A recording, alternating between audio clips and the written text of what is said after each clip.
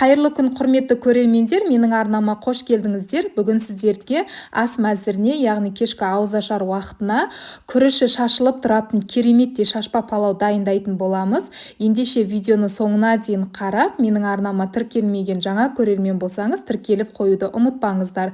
Қасына осындай капуста салатын дайындайтын боламыз.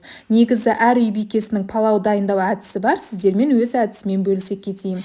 Ең алдымен күрішін дайындап аламыз. Күрішін, яғни осындай көлемі үлкендеу ыдысымызға салып аламыз. Күріш менде айдони, яғни баракат деп аталатын күріш. 2 кеседей күріш салдым. Енді осы күріштің үстіне қайнап тұрған суымызды құйып шығатын боламыз.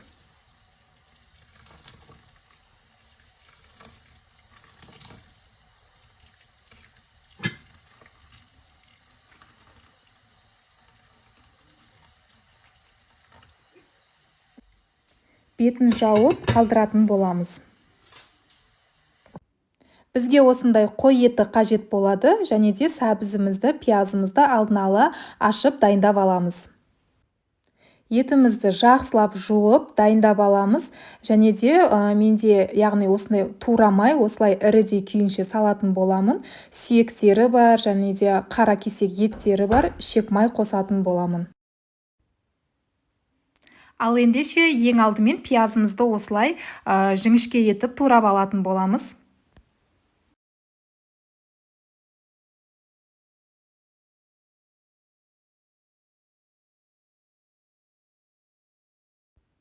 Сәбізімізді де осылай жіңішке етіп турап алатын боламыз.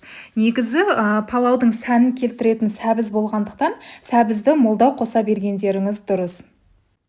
Құрметті көрермен, әлі де менің арнама тіркелмеген жаңа көрермен болсаңыз, қазақ тілді пайдалы әрі қарапайым рецепттерді жіберіп алмас үшін төмендегі қызыл подписаться батырмасын басып тіркеліп қойыңыздар. Осымен сәбіз пиязымызды дайындап турап алдық.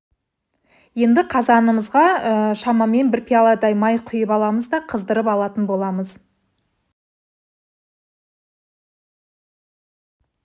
Майымыз қызған соң ең бірінші осылай іш майымды қуырып алатын боламын. Яғни қызарғанға дейін қуырып алатын боласыздар.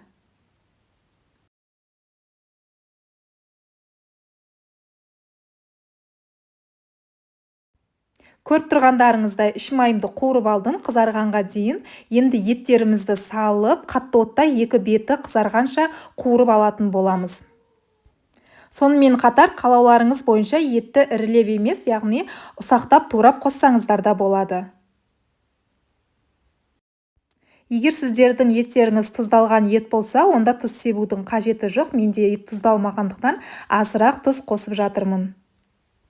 Енді 15-20 минут шамасында қызарғанға дейін пісіріп алатын боламыз.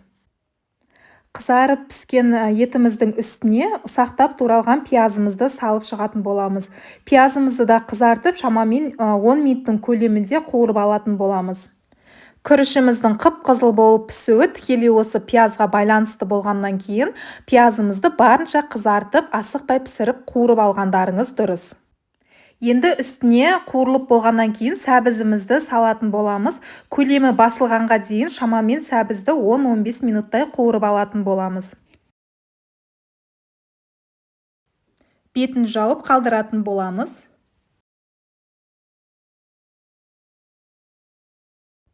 Енді қазанымыздың бетін ашып, үстінен су құямыз. Суымыз көкөністер мен еттің үстін жауып тұруы керек. Содан соң міндетті түрде еті піскенше 1,5 немесе 2 сағаттың көлемінде, яғни қайнатып пісіріп алатын боламыз.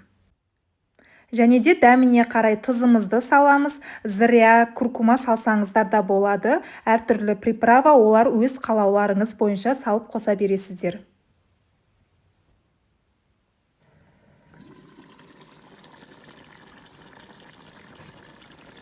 Арада 1,5 сағаттай уақыт өтті. Енді жуып тазалап алған күрішімізді салатын боламыз.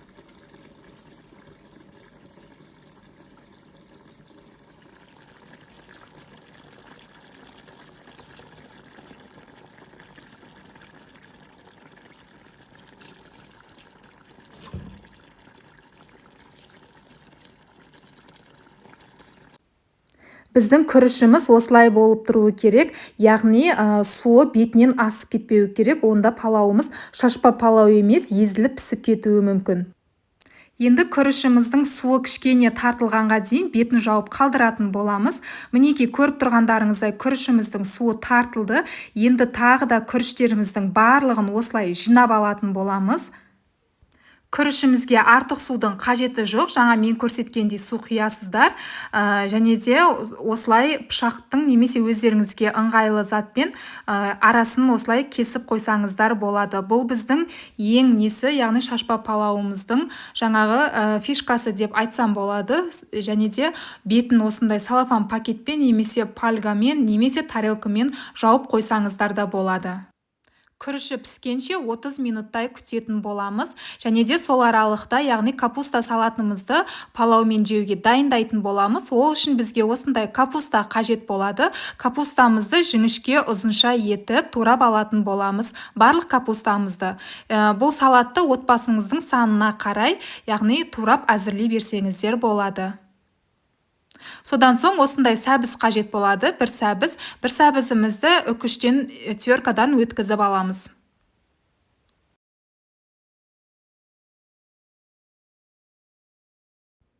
Көріп тұрғандарыңыздай капустамызды және де сәбізімізді, яғни теркадан өткізіп турап дайындап алдым. Ыдысыма салып, енді осының үстіне бір ас қасық құмшекерімізді саламыз және де бір шай қасық тұзымызды салып, жақсылап қолымыздың көмегімен араластырып алатын боламыз.